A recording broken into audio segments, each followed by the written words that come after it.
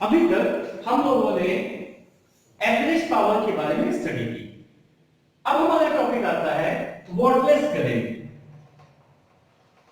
Wattless current, देखिए यहां से अगर हम इस टर्म को ही ध्यान से देखें तो हमारे पास एक वर्ड आ रहा है वॉटलेस, और वॉट किसकी यूनिट है?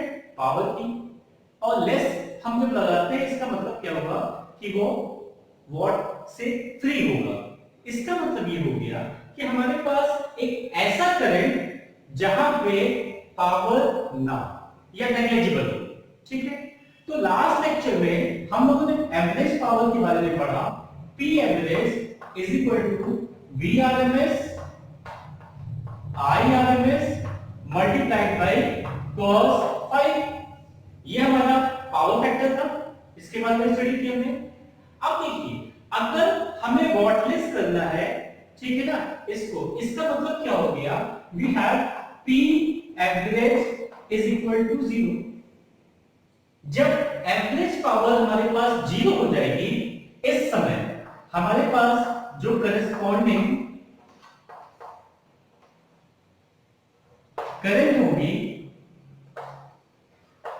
इस करंट को हम कहेंगे वॉटलेस करंट। ठीक है, तो इसका मतलब देखिए वॉटलेस करंट को हम डिफाइन कर सकते हैं, it is the corresponding value of current in a circuit when average power is 0। जब किसी सर्किट में एवरेज पावर हमारा 0 होगा तो उस सर्किट में जो करंट फ्लो करेगी उस करंट को हम कहेंगे वॉटलेस करंट। अब इसका फायदा क्या है? ठीक है, तो इसका फायदा ये देखिए कि हमारा वॉटलेस करंट जो होता है इसमें एनर्जी लॉस नेग्लिजिबल होता है। तो हमारा इसका मतलब यहां पे ये हो गया current will flow with no और मिनिमम एनर्जी लॉस। मतलब हमारा करंट फ्लो करेगा उसमें एनर्जी का लॉस मिनिमम होगा, या हम उसे कह सकते हैं कि कोई भी लॉस नहीं होगा। ठीक है, तो ये हमारा वॉटलेस करंट का फायदा है। अब देखिए डिफरेंट टाइप्स ऑफ सर्किट हम लोगों ने स्टडी की, तो हम लोगों ने ये देखा कि जब हमारे पास इंडक्टिव सर्किट है, इंडक्टिव सर्किट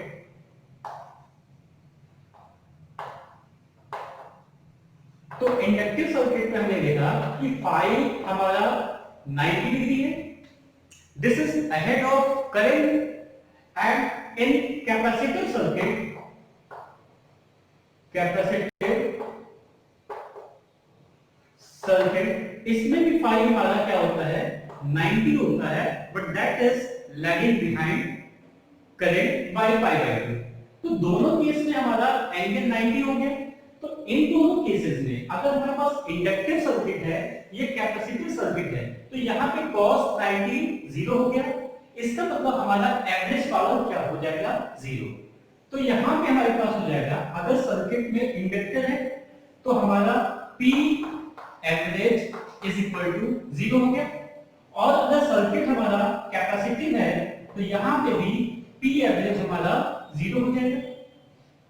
तो इन दो कंडीशंस में हमें P एवरेज 0 मिलेगा और उस करस्पॉन्डिंग करंट को हम कहेंगे वॉटलेस करंट। ठीक है, मतलब करंट हमारा वॉट से फ्री है, उसमें एनर्जी का लॉस क्या हो रहा है? मिनिमम हो रहा है, या negligible amount of energy is lost in these two circuits. अब इसका एप्लीकेशन क्या है ये समझिए। तो इसका एप्लीकेशन हम देखिए, यहां पे हमारे पास आ क्या रहा है कि हमारा करंट फ्लो कर रहा है विदाउट और विद मिनिमम एनर्जी लॉस। तो इस तरह का प्रिंसिपल हम वर्क करते हैं एक डिवाइस में, जिस डिवाइस को हम कहते हैं चोक वायर। ठीक है, पहले ये देखिए हमारे पास एक डिवाइस है जो इस पे वर्क कर रहा है, वो है चोक वायर। इसके पहले हम आते हैं डीसी सर्किट में जब हम स्टडी करते थे तो हमारे पास एक ये रिहोस्टेट हो गया, ठीक है, और हम क्या करते थे, हम इस रिहोस्टेट की हेल्प से करंट को कंट्रोल करते थे, ठीक है। मतलब डीसी सर्किट में rheostat is used to control the current, और इसमें हमारे पास एनर्जी का लॉस होता था, H is equal to I square R T, ये हमारे पास फॉर्मूला था। तो यहां पे क्या होता था, जब हम करंट को कंट्रोल करते थे तो यहां पे मैक्सिमम एनर्जी लॉस होता था, एनर्जी लॉस, ठीक है। अब हम ये चाहते हैं कि हम करंट को कंट्रोल करें लेकिन हमारी एनर्जी लॉस वो मिनिमम है, तो हम इस वॉटलेस करंट के कॉन्सेप्ट पे एक हमने चोक कॉइल बनाया। तो चोक कॉइल हमारा क्या होता है, ये एक डिवाइस है that works on the principle of wattless current, means current will flow through the circuit with minimum energy loss. This is the principle of choke coil. अब इसका कंस्ट्रक्शन क्या होता है ये देखिए, एक हमने सिलेंड्रिकल बेस ले लिया, ठीक है, और यहां पे हमारा ये सॉफ्ट आयरन कोर है, ठीक है।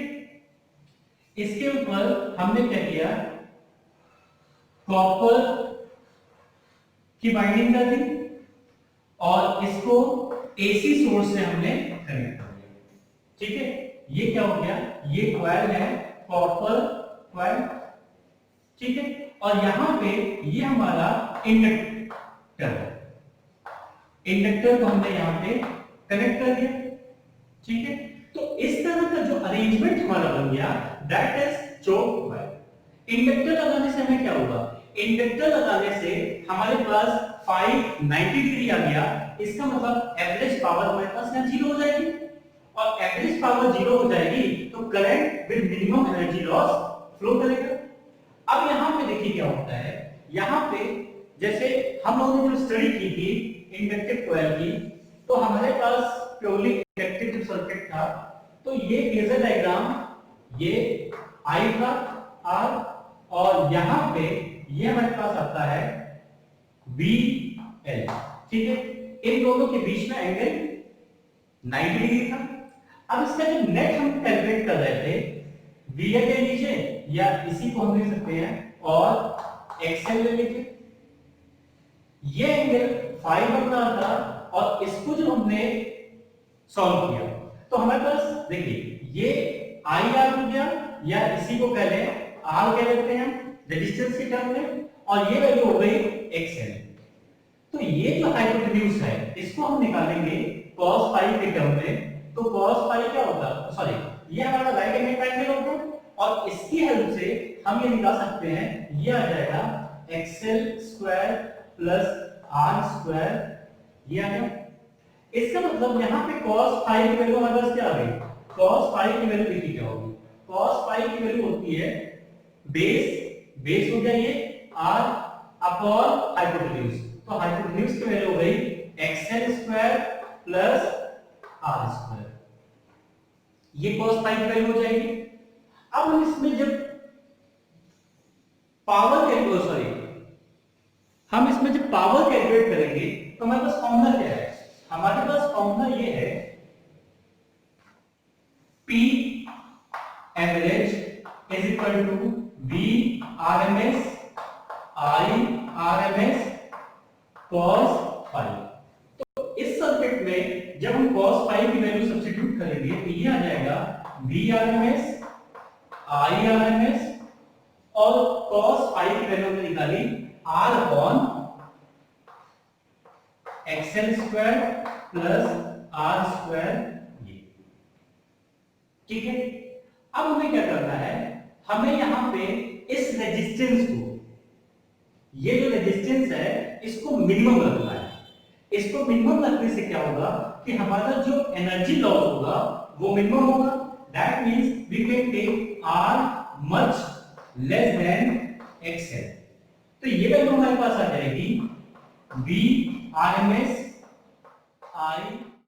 हाँ, तो हमारे पास एवरेज पावर का फॉर्मूला है V RMS I RMS cos phi। अब cos phi की वैल्यू अगर वहां से सब्स्टिट्यूट करें तो ये हमारे पास आ जाएगा P average V RMS I RMS R upon XL square plus R square का अंडर।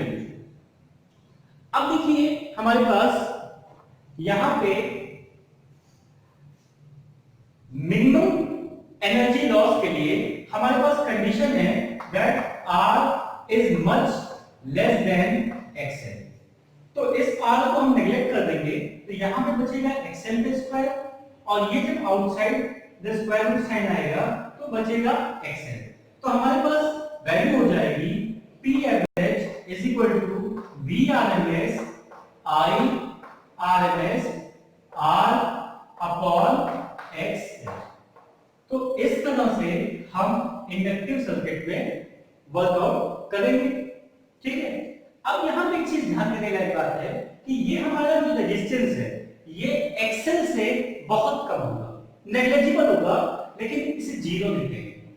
ठीक है, तो इस कंडीशन पे हमारी एनर्जी लॉस मिनिमम होगा और फिर भी करंट हमारा फ्लो करेगा। अच्छा, अब हमारा जो सर्किट है, ये सर्किट है ट्यूब कॉइल का, इट मे बी इंडक्टिव और कैपेसिटिव। सर्किट में भी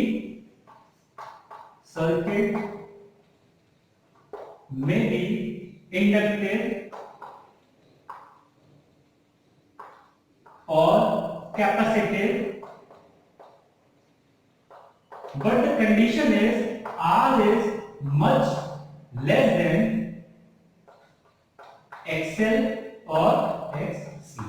इससे ये हमेशा बहुत कम होना चाहिए। तो इस तरह से हम चोक कॉइल की हेल्प से एनर्जी को मिनिमाइज कर सकते हैं और करंट हमारा फिर भी फ्लो करेगा। इसका मतलब जो हमारा ड्रॉबैक डीसी में था उस ड्रॉबैक को हमने यहाँ पे मिनिमाइज कर लिया या एक तरह से बहुत कम कर लिया। ठीक है, तो ये हमारा हो गया चोक कॉइल जो कि बेस था हमारा वॉटलेस करंट के प्रिंसिपल।